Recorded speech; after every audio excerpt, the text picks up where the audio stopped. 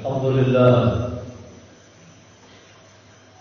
لله رب العالمين الذي أنزل السكينة في قلوب المؤمنين أشهد أن لا إله إلا الله وحده لا شريك له الملك الحق المبين وأشهد أن سيدنا ونبينا محمدا عبده ورسوله المبعوث رحمة للعالمين اللهم صل وسلم وبارك وكرم وعظم على حبيبنا وشفينا وقرة أعيننا ومولانا محمد وعلى آله وأصحابه أجمعين الطاهرين أما بعد وقد قال الله تعالى في كتابه الكريم وهو أصدق القائلين أعوذ بالله من الشيطان الرجيم بسم الله الرحمن الرحيم ولو أن أهل القرى آمنوا واتقوا لفتحنا عليهم بركات من السماء والأرض ولكن كذبوا فأخذناهم بما كانوا يكسبون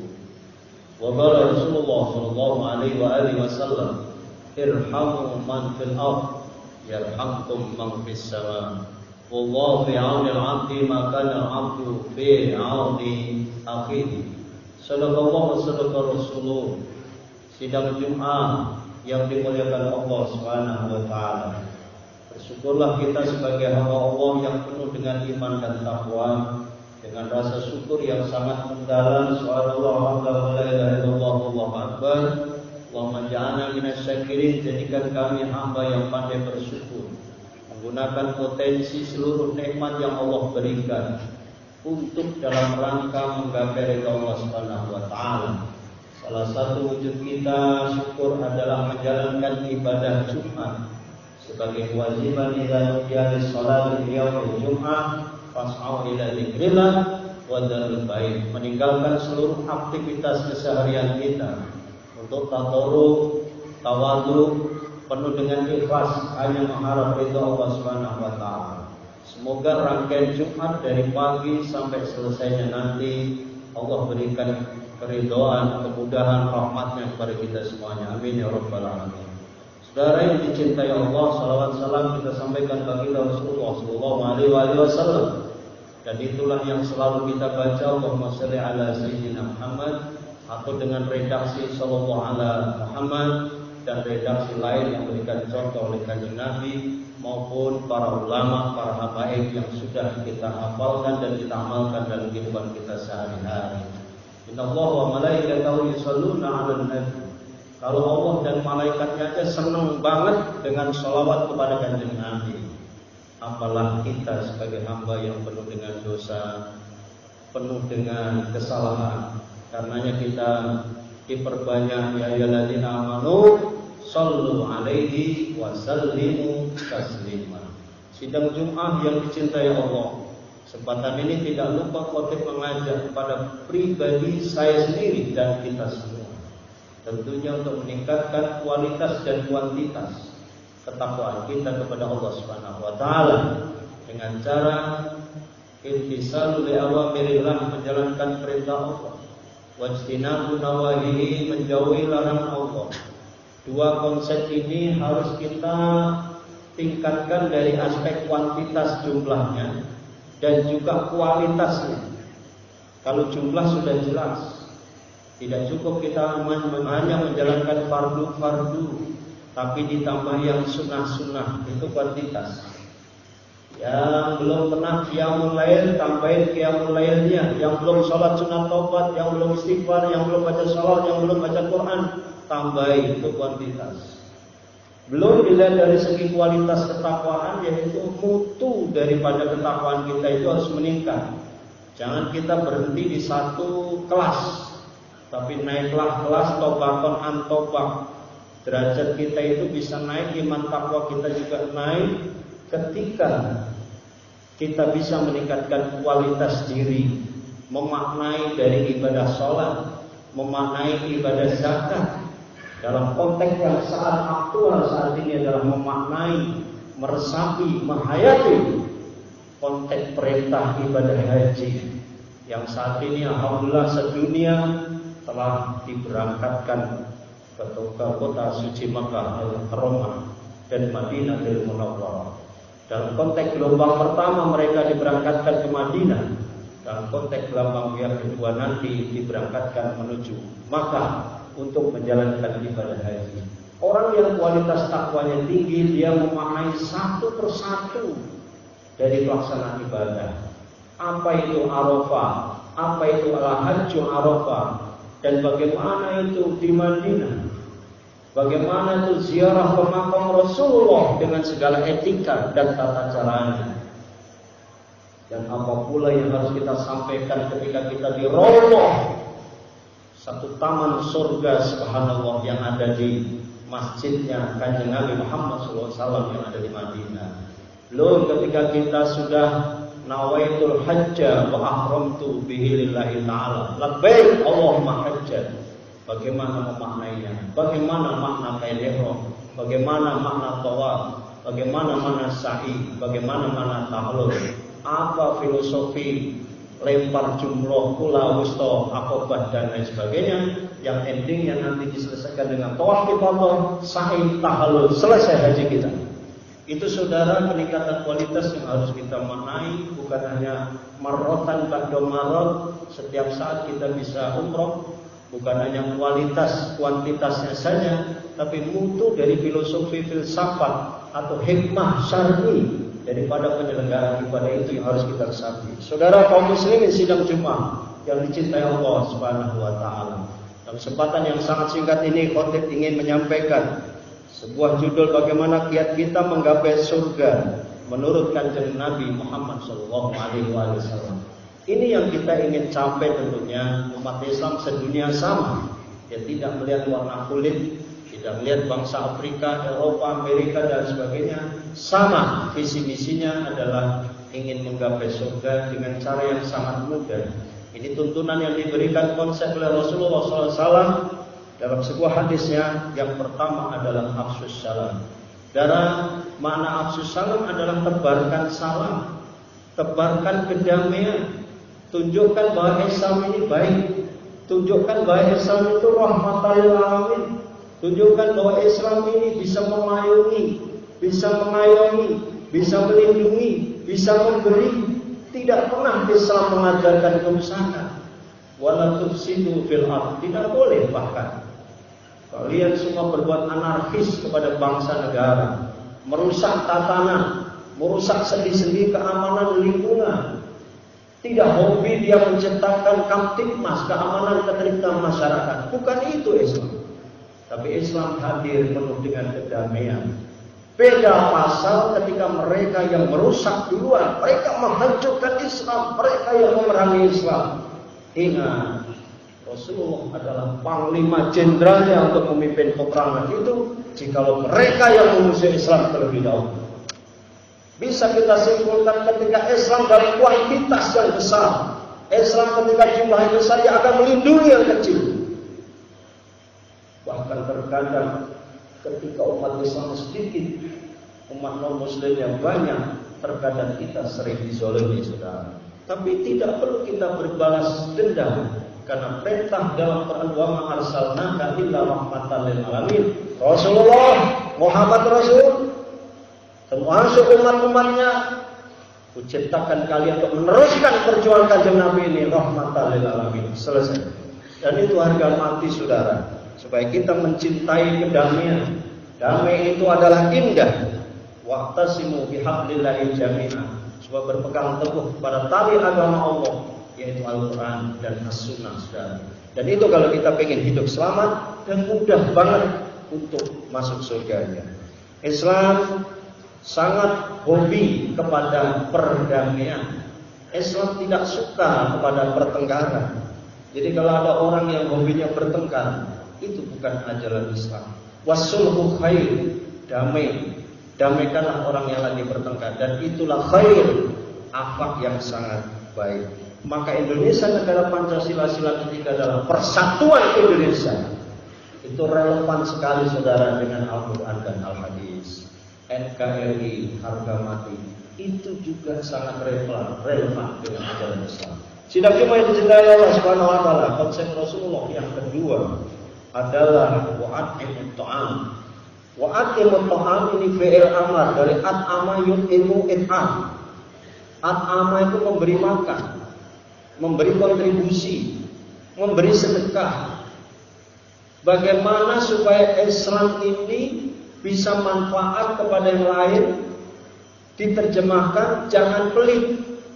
Hobilah kita bersedekah. Rasulullah sendiri senang di tengah-tengah umat yang sedang miskin. Rasulullah sendiri senang banget bergaul dengan anak-anak yatim dan du'afa. Bahkan Rasulullah tidak pernah berdoa ingin jadi orang kaya. Tapi bagaimana perjuangan Rasulullah dibantu Siti Khadijah. Bahkan habis-habisan harta Siti Khadijah. Seorang janda kaya, raya, cantik, jelita, istri baginda Rasul, siap memperjuangkan, mengeluarkan hartanya di jalan Allah Subhanahu wa taala.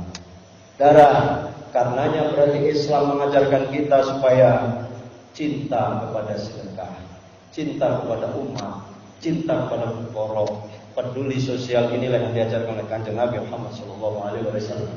Dan sedekah itu saudara bisa tolak bala. Orang yang pelit sering menderita. Orang yang nggak mau sedekah sering celaka. Tapi kalau sedekah, as-shadaqah tatfa'ul bala. Aturan dia kecelakaan di tol diselamatkan oleh Allah karena rajin bersedekah. Boleh jadi sedekah itu juga membuat diri kita bahagia karena melihat orang lain senang.